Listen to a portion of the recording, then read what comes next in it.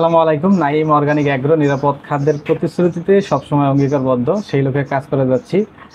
আজকে আমাদের মাঝে উপস্থিত আছেন সুদূর সিরাজগঞ্জ থেকে এক ভাই আসছে, ওনার নাম হচ্ছে লিটন।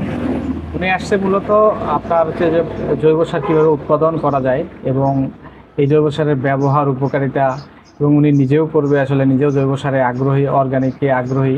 এই কারণে ওনারা আসছে আমার এখানে ভিজিটে। সব কিছু উনি দেখলো, দেখার পর ওনার অনুভূতি আপনারা ওনার নিজের মুখে শুনতে পারেন।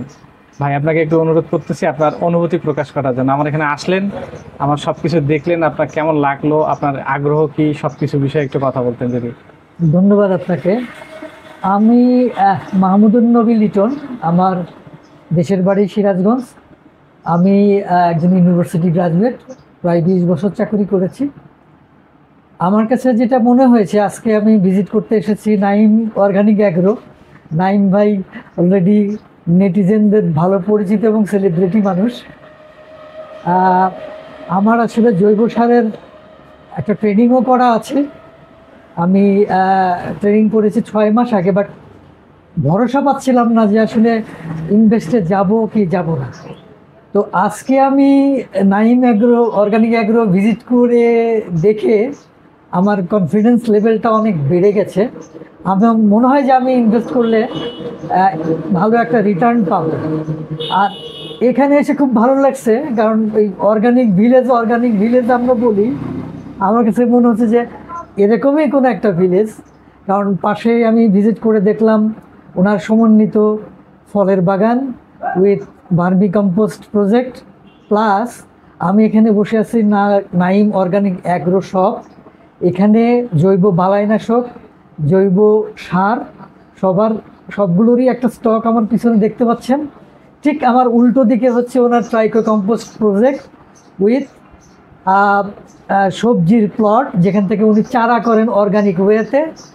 আর তার পাশেই পুকুর রয়েছে, যেখানে উনি অর্গানিক ওয়েতেই মাছ চাষ করেন। তো আমার কাছে খুবই ভালো লেগেছে। এটা একটা ইন্সপাইরেশন বলা যায়, যেটা আমি নাইম অর্গানিক অ্যাগ্রো থেকে পেলাম। হোপ আমি ওনার কাছাকাছি কিছু একটা করা যায় কি না, সবাই যদি দোয়া করেন আমি ইনশাল্লাহ পারবো। আর আমার কাছে কেন যেন মনে হয় যে ফিউচার বাংলাদেশ মানেই হচ্ছে অর্গানিক বাংলাদেশ। আমরা যেভাবে এখনও বিভিন্ন পয়জন খেয়ে ঢুকছি, প্রতিনিয়ত ওষুধের দোকানে যাচ্ছি, তো আমরা চাচ্ছি যে আগামী প্রজন্মের হাতে যাতে আমরা organic food, organic fruits, organic fish, organic meat এগুলো তুলে দিতে পারি। তো এটাই হচ্ছে যে নাইম অর্গানিক অ্যাগ্রোরও এরকম একটা ইচ্ছা, আমারও ইচ্ছা, এবং সেই ভবিষ্যৎটাই আমরা দেখতে পাচ্ছি সামনে। ধন্যবাদ আপনাকে। জি ভাই, আপনার তো আমার এখানে ট্রেনিংয়ে আসার কথা ছিল, ট্রেনিং মিস করছে, এই কারণে পরে আসলে পার্সোনালি আসলো।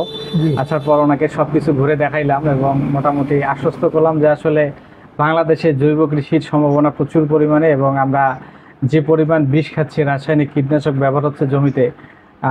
সেদিন একজন আপনার একটা ট্রেনিং সেমিনারে গেছিলাম, তো কৃষি বিজ্ঞানী বলল বর্তমানে আমরা যে পরিমাণ বিষ সবজিতে ব্যবহার করা হচ্ছে, শাকসবজি মানে সব কিছুতে, তাতে দেখা যাচ্ছে যে আমরা যে পরিমাণ বিষ খাচ্ছি, আগামী 2027 সালের মধ্যে প্রত্যেকটা পরিবারে একটা করে ক্যান্সারের রোগী ধরা পড়বে। এটা কিন্তু খুবই ভয়াবহ বিষয়, কিন্তু আসলে আমরা বুঝতে পারতেছি না বিষয়টা। তবে আমি বা আপনার হাত ধরে যদি এই দেশে জৈব কৃষিতে আসি, পদার্পণ করি, এবং যদি আমাদের ইচ্ছা আগ্রহ বা আরও থাকে, আরও অনেকে যদি উদ্যোক্তা তৈরি হয় এই ক্ষেত্রে, সেক্ষেত্রে শুধু যে আমরা বেনিফিটেড হব সেটা না, পাশাপাশি আমাদের সারা দেশ সব ক্ষেত্রে আমরা উপকৃত হব। তো আর বেশি বক্তব্য দীর্ঘায়ু করবো না, আপনার সুস্বাস্থ্য কামনা করে ধন্যবাদ জানাচ্ছি আপনাকে। এত দূর থেকে কষ্ট করে আমার এখানে আসছেন, এই জন্য আপনাকে ধন্যবাদ। আপনাকেও ধন্যবাদ, এবং ধন্যবাদ নাইম অর্গানিক অ্যাগ্রোর ব্যাকগ্রাউন্ডে যারা প্রতিনিয়ত ওনাকে সহযোগিতা করছেন তাদেরকেও ধন্যবাদ।